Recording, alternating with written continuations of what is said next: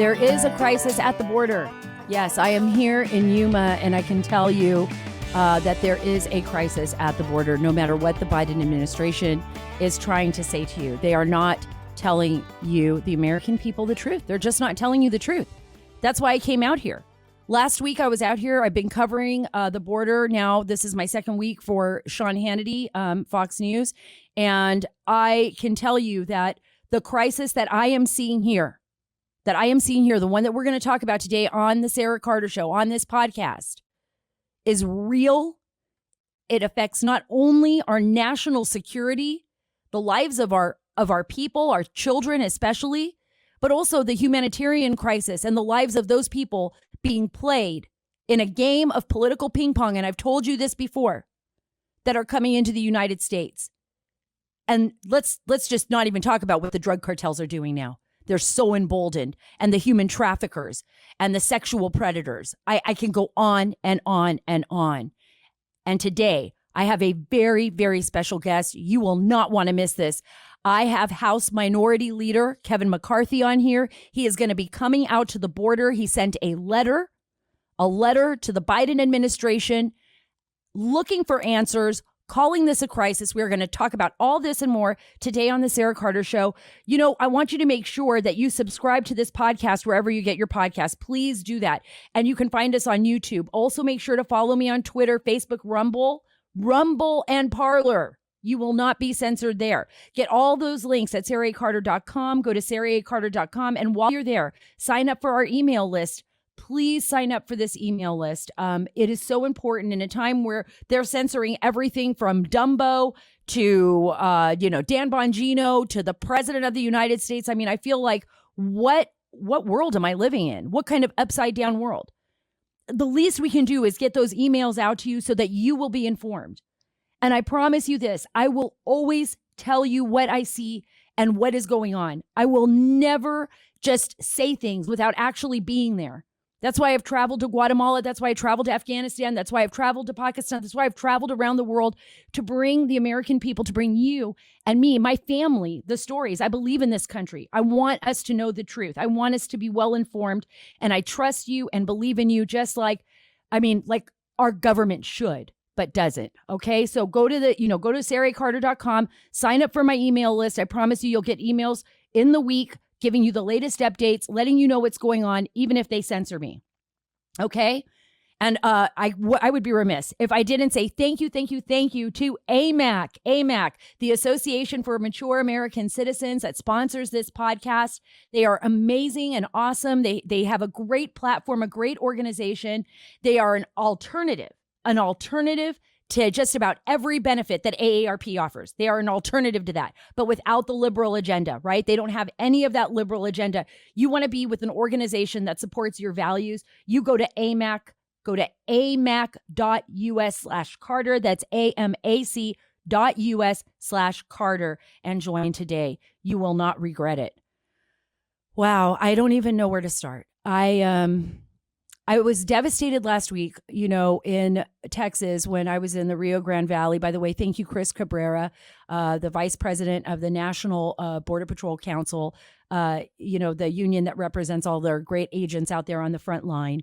Thank you for telling me the truth. Thank you as well to my friend Albert, who is out there, and to others like Junior and everyone else. I used Junior Anzalduas's property. He is a private landowner. He and his family have had property in the Rio Grande Valley sector for, I don't even know, hundreds of years. I'm going to just say, I think they've been out there forever. And, that's where I can get out there and tell you the truth, right? Without having the Border Patrol throw me off their land. So I just want to give a big shout out to Junior, who, by the way, Junior, you had a barbecue.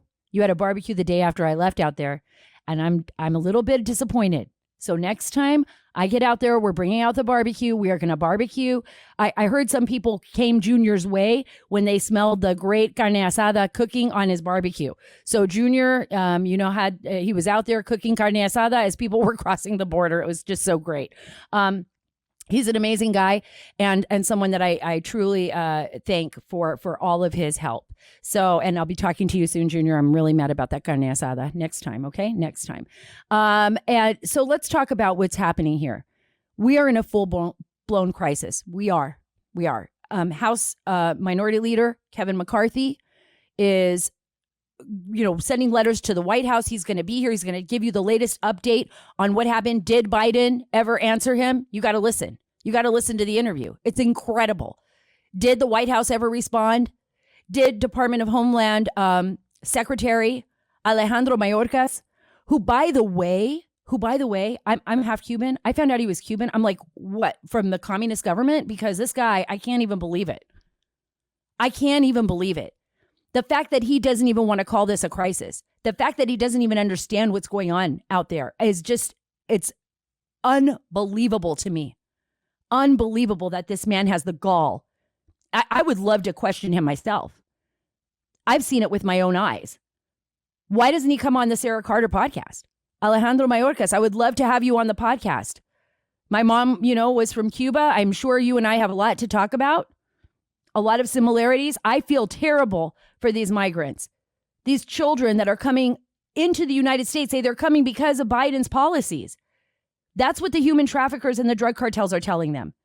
They are using this administration's failed policy to bring these kids into our country. I have never seen anything like this. I want you to hear this clip. This is Alejandro Mayorkas literally saying there's no border crisis. Listen to this. Mr. Secretary, do you believe that right now there's a crisis at the border? I think that the answer is no. I think there is a challenge at the border that we are managing, and we have our resources dedicated to managing it. And so a lot of the things that you are talking about, you admit, take some time to implement. But right now you've got about 200 migrant children crossing the border every single day. CBP projected a peak of 13,000 unaccompanied children in the month of May, according to a report in Axios. What is being done between now and then when you're able to implement all the things that you're talking about that you say will take time?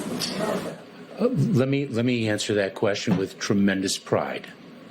The men and women of the Department of Homeland Security are working around the clock 7 days a week to ensure that we do not have a crisis at the border, that we manage the challenge as acute as the challenge is, and they are not doing it alone. This is a challenge that the border communities, the non-governmental organizations, the people who care for individuals seeking humanitarian relief all understand it is an imperative. Everyone understands what occurred before us, what we need to do now, and we are getting it done. Respectfully, sir, though, one of your predecessors, Jay Johnson, he said that 1,000 illegal border crossings a day constitutes a crisis, that it overwhelms the system. We're at between 3,000 and 4,000 now, according to CBP officials. So how is this not a crisis? I have explained that quite clearly. We are challenged at the border. The men and women of the Department of Homeland Security are meeting that challenge. It is a stressful challenge, and that is why, quite frankly, we are working as hard as we are, not only in addressing the urgency of the challenge, but also in building the capacity to manage it and to meet our humanitarian aspirations and execution of the president. I mean, really? The challenge? This is not a challenge. A challenge is like my husband when he was blinded and having to, learn to live life as somebody who is blind because there's no other option. A challenge is something you select. You're going to have a challenge. I'm going to challenge myself to be better at that obstacle course. This is a crisis. This is a crisis. There are people's lives are at stake here, folks. Not only ours. I mean, how many children lose their lives every single day in this country due to overdoses? And what about fentanyl? People think they're getting a Percocet or an Oxycontin on the street, and a lot of times these are college students. Someone says, "Hey, you want a Percocet or whatever," and it's a Mexican blue, right? That means it has fentanyl in it, and maybe a kid tries it one time and they're dead. They're literally poisoned. Our communities are being poisoned by the drug cartels. The drug cartels are killing our children in the inner city. They're using our children to sell drugs in underprivileged communities. But that's just the tip of the iceberg. I mean, look at what's going on. We don't even know who half the people are that are coming into this country. We only know the people that we catch. What about all the people who got away? That's what we talk about. That's what I talked about on the show with Sean Hannity. What about the gotaways? I mean, I want to thank Art Del Cuero. He's also the vice president out here in the Southwest of the National Border Patrol Council. He is somebody that took me out on the border, showed me the reality of what is going on here. What cartel controls this territory? So this being, northern Sonora, just south of us, the Sinaloa cartel is in charge of this area. So Chapo Guzman has been his people, but now, there's a serious drug war going on just south of us with two different factors that are fighting each other for control of this area. Those drugs are not just affecting the border. Those drugs are going into Middle America. They're going all over the country, affecting kids. There is a true epidemic in this country when it comes to high school kids and heroin. Oh, yeah. And it's coming through this border. Now, they call all the way if at you the go all end the way of to this the road. And I'm sure you can see where that mountain ends up there. Right. That's Smuggler's. This is what's crazy. That's called Smuggler's Gulch. Right. And just north of where we were at, it's called Smuggler's Canyon. And you're seeing more of an increase in Cubans, We're seeing an increase in everything. That's what people think. It's just Central Americans and all those issues, but you're getting people from all over the place that are coming through here. And I've heard Romania. Everywhere, Romania, Pakistan, and you don't know who they are. And again, the big issue is, who are you not apprehending? And what about all the people with COVID? They want you to lock down. We've been locked down for a year, forcing us to wear masks, triple masks, double masks. We don't even know what we're doing anymore. We're so confused. Our children are depressed. We're depressed. People are just trying to figure out how to get back to normal. We can't even ask the right questions about COVID. We don't even know where President Biden is. He's like in a basement somewhere in a bunker in the White House, hasn't even done a press conference yet. Everybody's hiding. Everybody's lying. This was the same administration that perpetuated this. Administration is the people from Obama. This is the Obama administration. I'm going to call this the Susan Rice administration. I totally agree with Rick Grinnell on this. I think she is running a lot of this operation along with Obama, former President Obama, and others. All they care about is that Iran deal, right? Like, we got to get that legacy back. And they don't and they know Biden's a mess. They know he's a mess. And they lied to you. They lied to you over and over again. There's never been anything like it. 100 years from now, when we're all long gone, documents are going to come out and things are going to come out and they're going to say, wow, the American people were really fooled. Look at what they did. Look at what they did to President Trump. I can tell you that his policies were working at the border. I've talked to so many Border Patrol agents, DHS officials, people that were here. They were saying it was working. Just plain facts. Whether you like him or not, his policies were working. They worked because he followed the law, implemented a law, gave boundaries. Those boundaries are understandable. People need boundaries. World needs boundaries. We can't just do whatever we want, live in anarchy. Look at what's happening at the border. Look at that. Look at the mess we are in now. We are in. Not just them. This is not just about the people at the border. We are in a mess now that we have to try to find a way to fix. That's why I have Kevin McCarthy here on the show. And I want to tell you this, like, there is nothing worse than listening to Mayorkas rattle off those lies and the news agencies that are there barely challenging him. Remember how they used to react with President Trump and everyone there? Remember that? With Kayleigh McEnany and everything, even when she'd put up like facts on a chart. Poor Kayleigh, she's like up there, I'm like showing you the facts. And they're like, oh, you're being such a racist. You don't understand. Ask any of these people if they're going to let, migrants sleep in their homes. Is Nancy Pelosi going to open up her house? I mean, she's got a big, huge house in San Francisco. Why doesn't she sponsor 3 or 4 family units? And let them just eat out of her fridge, not even check their identification. Who cares? Just trust it. Trust it, Nancy. You want us to trust it. You want you and Joe Biden and Jen Psaki and everybody. You care so much about the people coming into this country. If you care so much, create a program to sponsor them. You as a family, you are wealthy enough, you can sponsor them. Why do these cities, impoverished cities like Brownsville, Texas, and Yuma, Arizona, and all, they're supposed to pay for this? No. You're right. You care. Alejandro Mayorkas, I'm sure you have a great big house and a bigger heart. Take in some families. Take them in. Let's see. Put your money where your mouth is. Put your money where your mouth is. Let's see how much you care about all these families. That's what I'd like to know. I want to play this sound clip about migrants needing to wait before they cross the border. Listen to this. I have to take this opportunity at the same time to reiterate a message that we have communicated repeatedly throughout, which is a message to those individuals who are thinking of coming to our border. They need to wait. It takes time to rebuild the system from scratch. If they come, if families come, if single adults come to the border, we are obligated to, in the service of public health, including the health of the very people who are thinking of coming, to impose the travel restrictions under the CDC's Title 42 authorities and return them to Mexico. And we have done that. We need individuals to wait, and I will say that they will wait with a goal in mind. I mean, really? Really? I want you to think about what they are saying to you. Your children have been stuck in home pretty much for anybody who's going to the public school system, right? More than a year, all year, right? You haven't been able to go to church or to synagogue or to the mosque for the most part. You haven't been able to do things normally. You know, I mean, I couldn't barely take my daughter ice skating this winter because the ice skating rink had a limitation of 22 people. You had to book it in advance. And then if I, booked it in advance and I didn't make it in time, I lost my money. So she didn't even hardly get to go ice skating. She didn't, just normal everyday life things, right?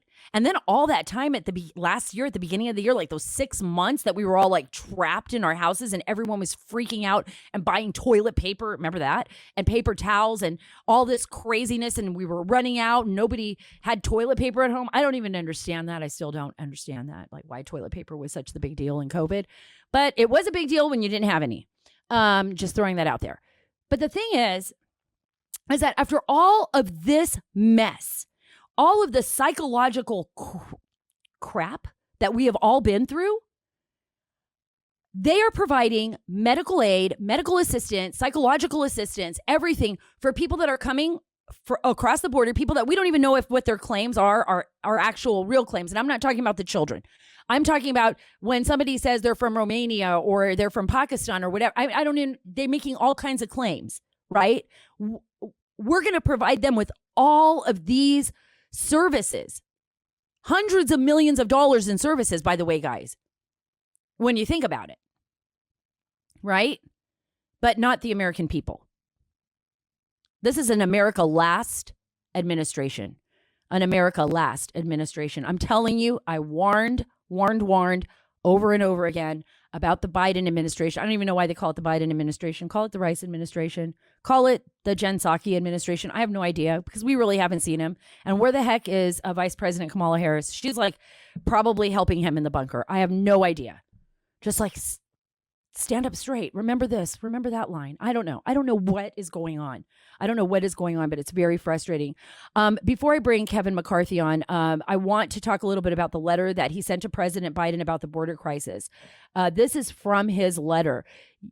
You confirmed this week, he said to President Biden, that you received a briefing on a situation at the border, which, according to press reports, included information indicating upwards of 117,000 unaccompanied alien children will be crossing into the border this year. I want you to think about this. At the height of the Obama, and this isn't from the letter, this is me segueing just to give you a little bit of information.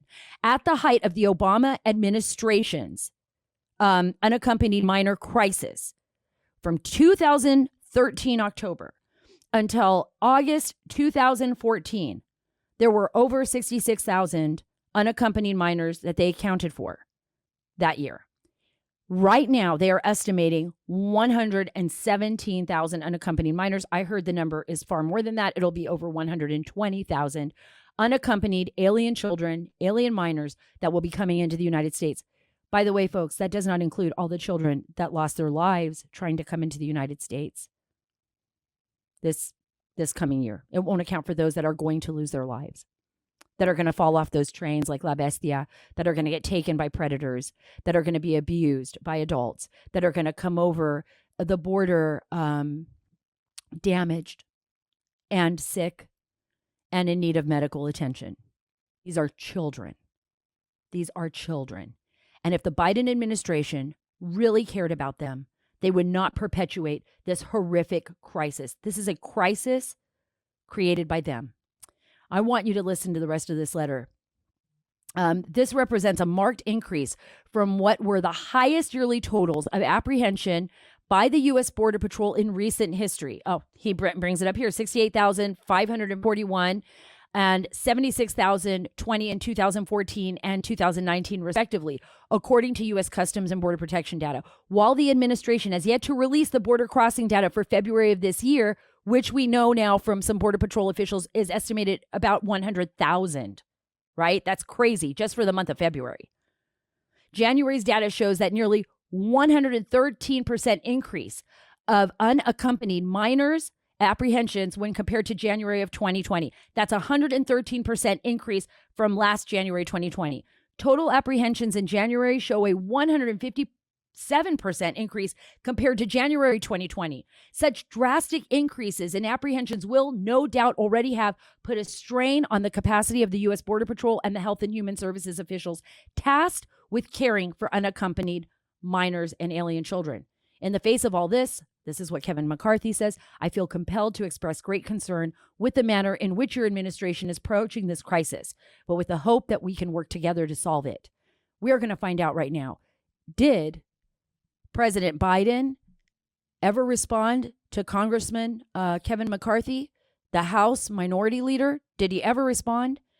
We are going to talk to House Minority Leader Kevin McCarthy because he is going to the border. He's going to give us an exclusive right now. He's going to tell us what he hopes will happen and what message he wants to deliver to the Biden administration.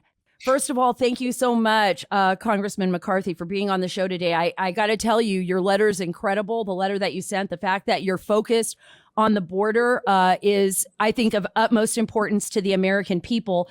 I've been out here for the last 2 weeks for Sean Hannity and Fox News. I've been reporting here live, and what I've seen is absolutely devastating, from the humanitarian crisis to the national security implications on this 2,000-mile long border, areas where the Biden administration stopped building the wall that have been used, and people are flooding in, not only people, but narcotics and all kinds of contraband and smugglers, to the fact that now we're seeing such an increase in young children crossing that border. I saw some as young as 4 years old coming in with other young minors. And actually, we can't even tell their age. I'm going to talk to you about all of this and more. But first, I want to get your take on what's going on and what is the latest coming from House members as far as like, what can we do to mitigate this crisis and get the attention of the Biden administration? Well, you know, the worst part about this, it's created by Biden. This is Biden's border crisis. I mean, had he not reversed the actions of the last administration, we wouldn't be here today. I mean, just take the sheer number of 100,000 migrants that we were able to encounter in the last month. Think of all the number that we weren't able to encounter. But put that in perspective. Joe Biden's hometown of Scranton, Pennsylvania, has a population of smaller than 100,000. That's just what he did in the first month. And then the number of children and what they're keeping them in. And the worst part about this, remember, we're in a pandemic still, COVID down there, not testing, not keeping the distance from them, and they're overwhelmed. What did the Mexico's president say about Joe Biden? He's the migrants president. He's encouraging this to happen. So the sad part about all this is the only thing that's making this happen is the new president and the actions he's taken. He can reverse course and secure our border. Even as Secretary of State yesterday, Blinken said in the committee that borders and security matter a great deal, are fundamental to our security. But his actions are unbelievable. And remember, this created on the very first day. On the very first day, he didn't say open up the schools, but he said, I'm gonna get 11 million citizenship. Well, that is just an invitation. And then he takes those. But 11 million, Congressman, sorry to interrupt you. 11 million is just an estimated number. We believe that number to be 20 million in the United States now. They've been throwing around that 11 million number since I've been covering the border for 20 years now. And I'm down here. I'm like, well, if it's 11 million, where are all these other people fitting into the picture, right? And you mentioned something very important, and it's about the gotaways. And yesterday in Arizona, while I was covering the border, one of the estimates units that came in, and I want to thank some of the Border Patrol fellows that were able to give me this number, but officials, I don't want to give away any names, but they believe that an estimated nearly 40,000 gotaways this year alone, just in Arizona, 40,000 people that they weren't able to apprehend. And they actually say those numbers are low because in some cases they're only calling them groups of 20 when actually 60, 80 or 100 have actually fled, and they weren't able to estimate the total number of people. What do you have to say about that as far as the national security implications of the possibility of people being in those groups that could easily be people from nations that mean us harm or terrorist organizations? I first have to thank you for your work. Your reporting has been spot on and has been very needed at this time for the American public. But when you talk to the border agents, they will tell you it's not just Latin America of the individuals they are capturing come across. They will talk about Chinese, Iranians, and others that they have captured along the way coming across. And you're right, that number is an estimate. And they've used that number for years. They think it hasn't grown. Well, we know it's growing month over month right now. And then there's this encouragement to come across, which just breaks down society when that happens. It's only going to get worse. And remember what we're dealing with right now. We're trying to get out of COVID, why people are coming across the border, not being tested. He's opened the border up, but doesn't open the schools. And also what happens with the number of people he brings over with asylum, they're going to have the right to work. So now they're competing with the 10 million Americans who are trying to find work. Americans whose lives have been shuttered literally by the COVID pandemic.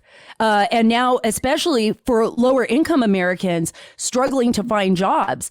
And I also contend that the people that are coming across are living in the shadows that cannot be good for innocent families or men and women that are coming in here hoping for a better life. And then they get here and realize, well, I don't know where to live. If I take a job with someone, they could abuse me because I'm illegal. I don't have any real rights. They can threaten to deport me. And all of a sudden, it's indentured servitude in the United States. Yeah. And what also is happening, I just heard a story from a Texas Farm Bureau about just on the other side of his state, where the rancher there had to leave their house because their 6-year-old girl went missing. And the Border Patrol finally tracked down the group that took them. I just talked to, is it Uvalde, the mayor there, Don McLaughlin. They had to close school because of shootings and the migrants coming across with guns. They've had police officers shot at. They have car chases, he says, almost every single day. This is not just a border crisis. It's now an American crisis. It's security and others. And if we think people are just coming across because they want a better life, people are coming across bringing drugs. The cartel has only gotten stronger. You talk to the ranchers in New Mexico where he stopped the border wall. It pinpoints the entrance now where people come. He's even talked about the livestock that's come across that actually, with disease, hurt his cattle as well. And I think that you bring up multiple great points here, because people don't think about the farmers. They don't think about the people living along the border, how this affects the American family, how this affects the American agriculture, our future, and also the people in Mexico. When Obrador says, look, Biden is the president of migration, Obrador understands what's happening here, right? He's stuck between a rock and a hard place. He has basically a shadow government along the border, and that is the drug cartels. They are controlling the flow of fentanyl, opioids, heroin, methamphetamine. I mean, out here in Arizona is one of the biggest areas and biggest corridors for trafficking that. I wanted to ask you really quickly. This came from someone who wanted me to pose this question to you. This is a DHS official and somebody who I think brought up an excellent point. They said to me, I heard the White House press secretary, Jen Psaki, say children and family units are fleeing persecution and violence in their countries. Can someone please ask her? Maybe you can ask the Biden administration. Can someone please ask her if the White House plans on sanctioning the governments of Brazil, India, and Romania for persecuting their citizens, causing a very large percentage of our family groups coming from those countries who are seeking to come into the United States for asylum and then getting released into the U.S. I had no idea these countries were as tyrannical as North Korea. Busloads of Romanians and Indians, and they used some expletives there. And then she followed up with, we are offering them educational, mental health, and medical services. So follow up with a question, how can inner city Americans get the same type of access and services free of charge for what they've been through as well? That is a great question, because when you look at the big COVID bill they just passed, that less than 9% goes to COVID. They got a big chunk in there to play for the health care of illegals, not Americans. Right. And what about the kids in Chicago? What about the kids in Chicago? What about the kids in Baltimore, in the inner city that are suffering? What about the American people? I mean, has anyone in the Biden administration explained to you why they're allocating so much money and perpetuating this horrific crisis at the border? Has anyone even explained with common sense why this is? No, because he hasn't done a press conference in 50 days. I've asked for a meeting as the Republican leader about the crisis on the border. He hasn't even acknowledged there's a crisis on the border when everybody else has. They're overwhelmed with the number of children coming across. You talk about the amount of drugs coming across. Drugs are just as valuable as children now, and smuggling is making as much money as drugs is. And it puts a number of people in harm's way. The children, the women, and others, the human trafficking that is happening. This is a major crisis that the president is ignoring, but he created. Right. And so you talk about the crisis and the women and children, and you talked about COVID, which is absolutely true. There were 108 when I was in the Rio Grande Valley sector, about 108 people in Brownsville the night I was there that tested positive for COVID, right? And that's the ones that actually showed symptoms or had to go to the hospital for like a secondary infection or something. But we're not talking about all the other infections and diseases. A lot of these children, a lot of these people have arrived here. They have multi-drug resistant tuberculosis or other ailments, which is really tragic and horrible. And sometimes they come across from, in situations, especially some of the young children, where they've either been brutalized or raped, and the cities are picking up the tab there. So it's either the federal government or the cities are picking up the tab because we've got to take them to hospitals. So this is a real strain on our economics, right? And our economics, even for our small communities. How does the Biden administration, or what are you talking about as far as like with your leadership, how are we going to rectify that economically when we're in such dire straits right now in the United States? You raise all good points. I mean, the first thing should happen if you're president of the United States, you should reverse the course. But you should sit down with members of Congress to talk about the crisis. And he has not. I sent him the letter asking for a meeting. No response whatsoever. How about Alejandro Mayorkas with the DHS? How do you feel about that? How do you feel about that guy? Same thing. No meeting. Yeah. Why wouldn't he meet? Why wouldn't he go to the border and see it? Why wouldn't he meet with them? Or have him come to the White House? I just don't understand it. And why is he not listening to his own men and women on the front lines? And I want to say this because I'm out there and I see what these men and women do every day. And it is extraordinarily frustrating and heartbreaking for them. They are the first. I want every one of our listeners out there to understand these children that come across, these family units that are coming across, the first people they're seeing is our Border Patrol agents. Yeah. Sometimes these kids are sick. Sometimes they find these children and these family members on the verge of death, and they are the first line of defense. But while they're taking care of all of these folks that are pouring in, and the drug cartels are using that. Behind it. Right. What have you been hearing about that? Well, the drug cartels also run the smuggling, right? And so they move the people all in one area. So the Border Patrol all goes there. Then they come through the other area with the drugs.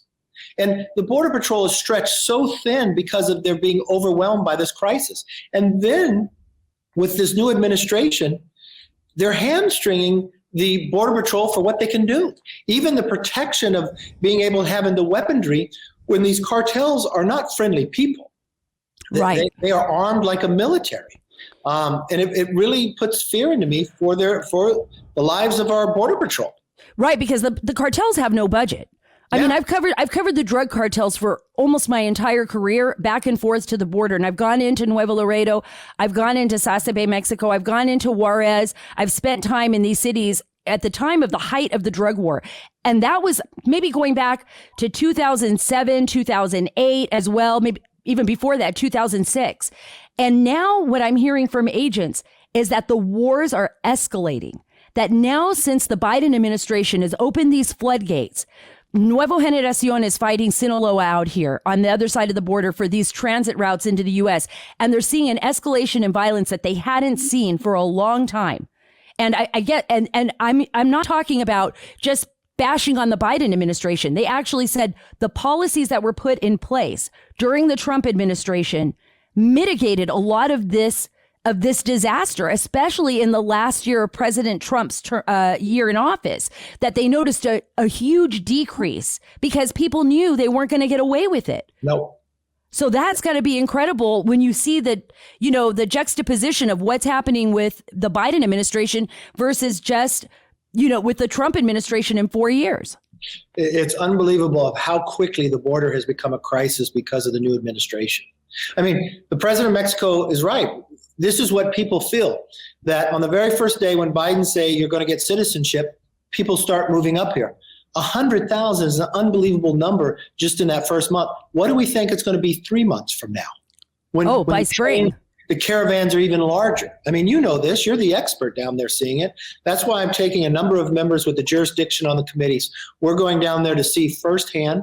I hope the president will meet with us when we come back because we have solutions for the problems and we want to make sure our border is secure. Absolutely. And, and two more questions here. What can the American people do in an effort to help mitigate this disaster? I mean, what can we do?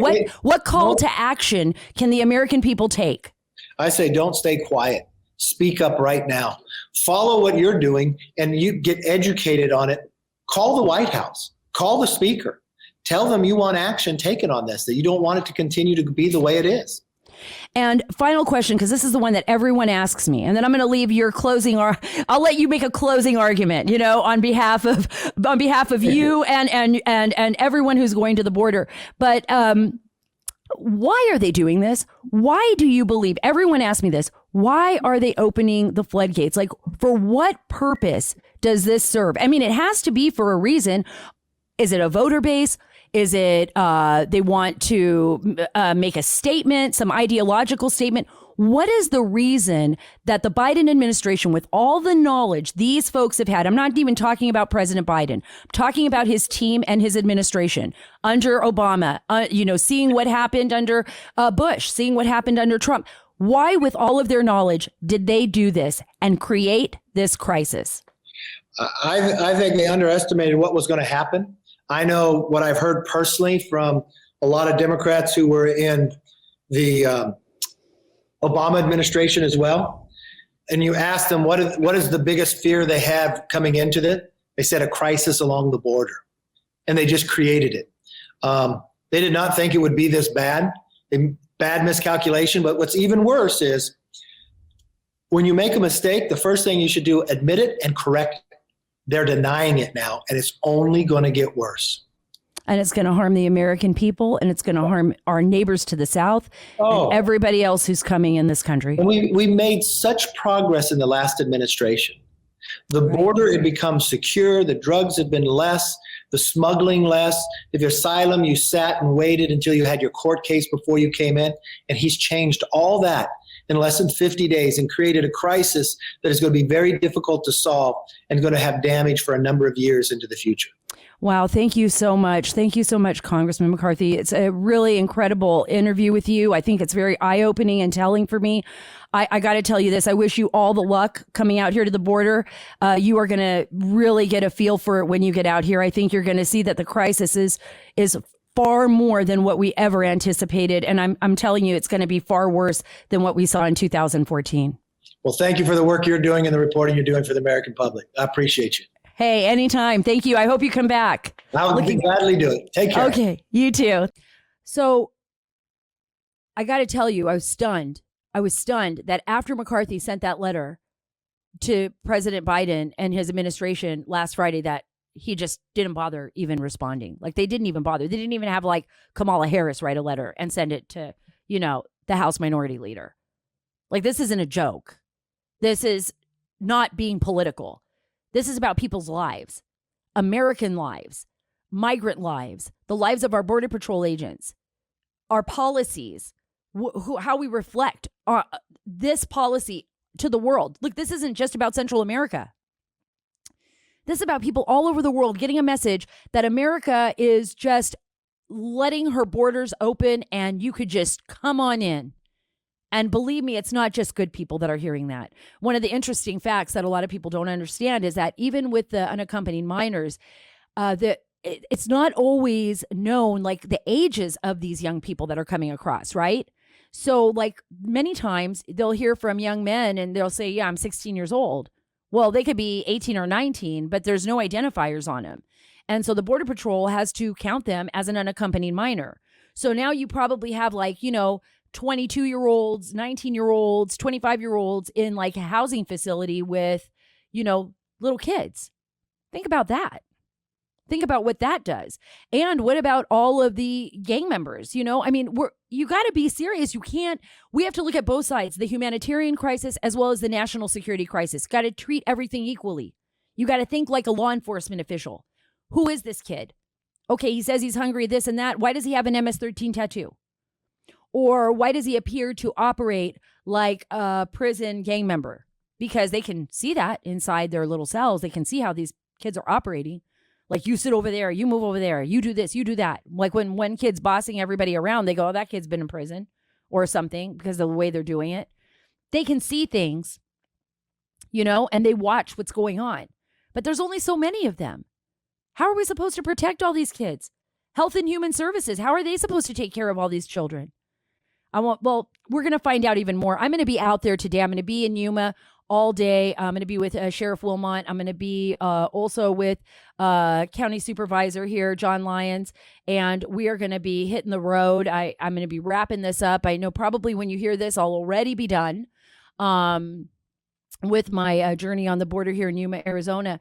But I want you to watch Sean Hannity. Watch Sean Hannity tonight. Remember that the House Minority Leader Kevin McCarthy is coming out to the border. He'll be out here. He talked about that. He'll be here also with Representatives John Katko of New York and Tony Gonzalez of Texas. It's very important. I think what's so important here is we got to ask Alejandro Mayorkas, and he needs to send a letter after he comes out here and sees it for himself.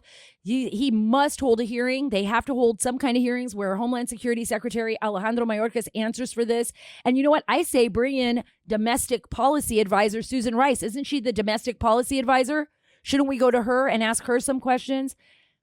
I don't know. It's a tough road, guys. And I'm out here. I want to bring those stories to you exclusively.